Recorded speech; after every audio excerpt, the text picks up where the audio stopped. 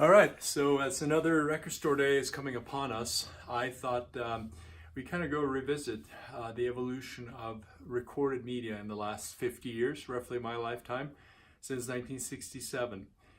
We've seen a number of formats come and go, and some coming back.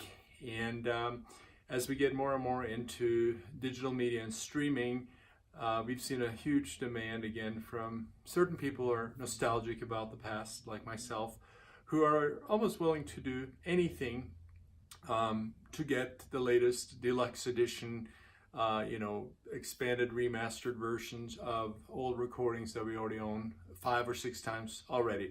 Let's just take an example. When I was growing up, I was buying vinyl records.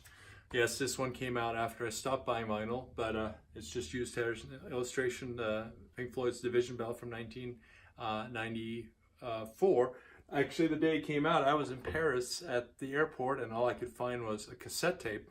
So I bought it on cassette, even though I had long since started buying CDs.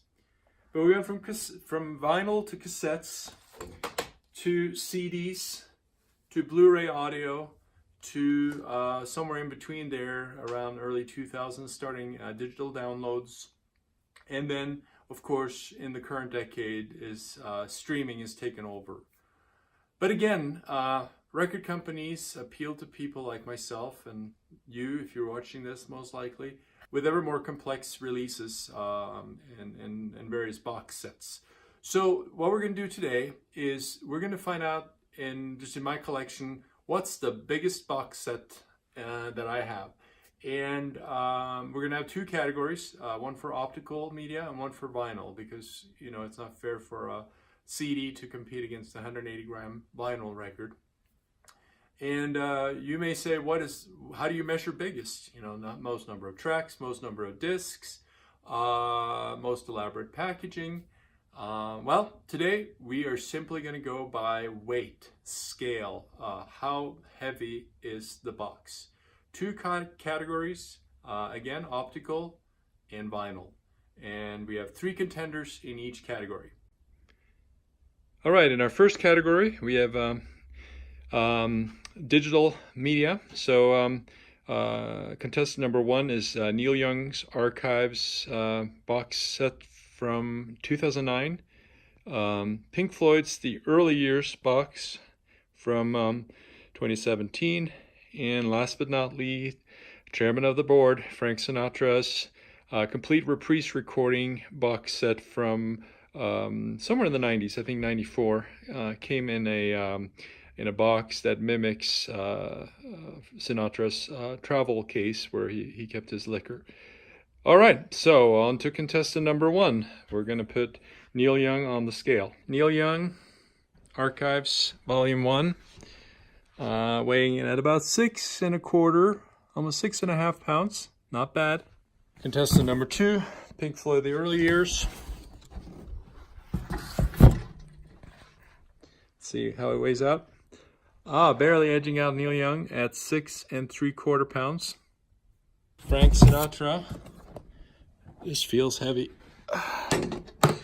The Early Years. Sorry, Frank Sinatra, the complete reprise collection, weighing in at 8.5 pounds.